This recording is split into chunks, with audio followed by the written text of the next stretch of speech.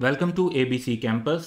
आज हम आई 16 के टॉपिक से रिलेटेड पिफा की विंटर 2018 की पास्ट एग्जाम अटेम्प्ट से एक क्वेश्चन को डिस्कस और सॉल्व करेंगे। क्वेश्चन ये है कि but operates a small business, he has provided the following information for non current asset at 31 July 2016। तो फिर इसमें उन्होंने हमें प्लांट एंड मशीनरी की कॉस्ट और प्रोविजन फॉर डेप्रिसिएशन यानी एक्यूमुलेटेड डेप्रिसिएशन का डाटा दिया हुआ है। फिर during the year ended 31 July 2017 जो ट्रांजेक्शन हुई वो बताई हुई हैं कि machine was sold for 25,000, there was a loss on disposal of 3,000। Machine purchase की थी 28 मई 2016 को। मशीन एक और परचेज की है check at a cost of 37,500। Following cost were also incurred for the new machine, जिसकी डिटेल दी हुई है। फिर है कि plant and machinery is depreciated using reducing balance method at the rate of 20% पर एनम, और full year depreciation is charge in the year of purchase, no depreciation is charge in the year of disposal. क्योंकि ये company नहीं है तो इसमें ऐसी policy हो सकती है। याद रखना है आपने कि आई 16 इस टाइप की जो है पॉलिसी अलाउ नहीं करता, और आपको कमेंसमेंट डेट से लेकर डिस्पोजल डेट तक डेप्रिसिएशन चार्ज करनी चाहिए। लेकिन सोल ट्रेडर और पार्टनरशिप बिजनेसेस में ऐसी अकाउंटिंग यूज़ हो सकती है। अब क्वेश्चन की रिक्वायरमेंट क्या है कि प्रिपेयर करने हैं फॉलोइंग लेजर अकाउंट, जिसमें प्लांट एंड मशीनरी का एट कॉस्ट अकाउंट है और उसका प्रोविजन फॉर डेप्रिसिएशन, सही लफ्ज़ इसके लिए एक्यूमुलेटेड डेप्रिसिएशन होगा, तो वो अकाउंट बनाया जाएगा। और पार्ट बी में ये है कि एक्सप्लेन वाई बिजनेस में use reducing balance method of depreciation for plant and machinery. तो पहले हम आंसर में पार्ट ए को बनाते हैं, उसमें हम प्लांट एंड मशीनरी का एक टी अकाउंट बना देंगे लेजर, और एक एक्यूमुलेटेड डेप्रिसिएशन का अकाउंट बना देंगे। सबसे पहले हम क्वेश्चन में देखते हैं कि हमारे पास कॉस्ट का बैलेंस गिवन है। ये लास्ट ईयर का एंड का बैलेंस है 31 जुलाई 2016, तो नेक्स्ट ईयर का स्टार्ट होगा 1 अगस्त 2016 से।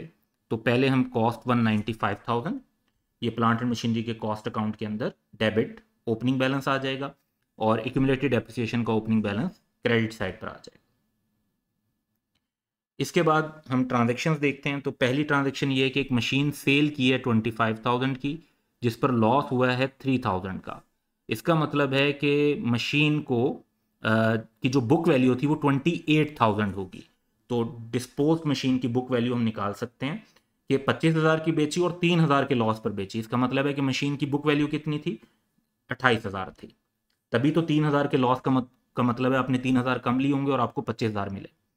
Machine had been purchase on 28 मई 2016, यानी लास्ट ईयर में परचेज की थी। तो लास्ट ईयर की डेप्रिसिएशन चार्ज हुई होगी, इस साल की नहीं हुई होगी, क्योंकि वो ईयर ऑफ परचेज में डेप्रिसिएशन चार्ज करते हैं और ईयर ऑफ डिस्पोजल में नहीं करते। तो 2016 की ही डेप्रिसिएशन चार्ज होगी, 2017 की डेप्रिसिएशन चार्ज नहीं होगी। एक ही साल की डेप्रिसिएशन चार्ज हुई होगी। अब यहाँ पर डाटा ट्रिकी है थोड़ा सा, और वो ये कि हमें बुक वैल्यू दी हुई है और हमने कॉस्ट निकालनी है। तो ये जो बुक वैल्यू है 28,000, ये इनफैक्ट एसेट की 100% वैल्यू तो नहीं है, ये तो 1 ईयर की डेप्रिसिएशन के बाद की वैल्यू है। तो हम अगर कॉस्ट ऑफ डिस्पोज मशीन निकालना चाहते हैं तो हमें ये पता है कि अगर एक एसेट 100 का खरीदते हैं और उसमें एक साल की 20% डेप्रिसिएशन लेस हो जाती है, तो फिर वो एसेट इस वक्त 80% पर शो हो रहा होगा। तो cost of dispose of machine निकालने के लिए अगर आप 28,000 को 80 से डिवाइड करें और 100 से मल्टीप्लाई कर दें, तो आपके पास वैल्यू आ जाएगी 35,000, और पता चल जाएगा कि 7,000 की डेप्रिसिएशन लेस की गई है। तो 80 से डिवाइड किया ताकि 1% आ जाए, 100 से मल्टीप्लाई किया ताकि 100% वैल्यू आ जाए, तो वो हमारे पास आ जाएगी 35,000। अब ये जब एसेट की कॉस्ट है, इसकी एंट्री होती है कि डिस्पोजल अकाउंट डेबिट और एसेट का अकाउंट क्रेडिट। तो एसेट के अकाउंट में इसको क्रेडिट कर देंगे डिस्पोजल को, और डिस्पोजल अकाउंट यहाँ पर हमने बनाना नहीं, वरना उसको डेबिट करते। उसके बाद इस एसेट की हमें ये देखना है कि भाई इस पर हमारी डेप्रिसिएशन कितनी चार्ज हुई होगी। तो वो वैसे तो यहाँ पर भी मैंने निकाल दिया 7,000। तो 35,000 का एसेट था, सिर्फ एक साल की डेप्रिसिएशन चार्ज हुई है 2016 की। 17 ईयर ऑफ डिस्पोजल में तो डेप्रिसिएशन चार्ज नहीं होनी। तो 35,000 का 20% एक्यूमुलेटेड डेप्रिसिएशन अकाउंट को डेबिट करेंगे और डिस्पोजल अकाउंट को क्रेडिट करेंगे, तो ये वर्किंग आ जाएगी 7,000। नेक्स्ट आइटम ये है कि एक मशीन खरीदी है जिसमें 37,500 की मशीन खरीदी है और फॉलोइंग कॉस्ट लगी है। एनुअल इंश्योरेंस, ये तो प्रॉफिट और लॉस में जानी चाहिए, कैपिटलाइज नहीं होगी, रेवेन्यू एक्सपेंडिचर है। इंस्टॉलेशन एक्सपेंस को हमें कैपिटलाइजेशन के अंदर ऐड करना होगा। तो 37,000 और 4,500 को ऐड करके हम मशीन को रिकॉर्ड कर लेंगे 42,000 पे।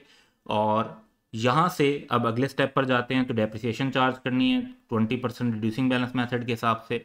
और क्योंकि इसमें बड़ी सिंपल पॉलिसी है कि full year depreciation in the year of purchase, तो हम सिंपली उसकी बेसिस पर कैलकुलेशन कर सकते हैं। अब अगर हम कैलकुलेशन करना चाहते हैं तो रिड्यूसिंग बैलेंस मेथड है, ये ध्यान में रखना है।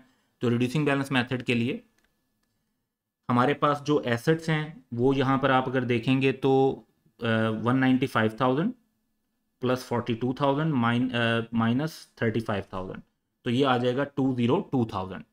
इसमें से हमें एक्यूमुलेटेड डेप्रिसिएशन का जो बैलेंस है 68250 ओपनिंग था और 7,000 उनसे माइनस करके लेस करेंगे ताकि बुक वैल्यू आ जाए, और उस पर हमने 20% डेप्रिसिएशन चार्ज करनी है, दैट वुड बी 28,150।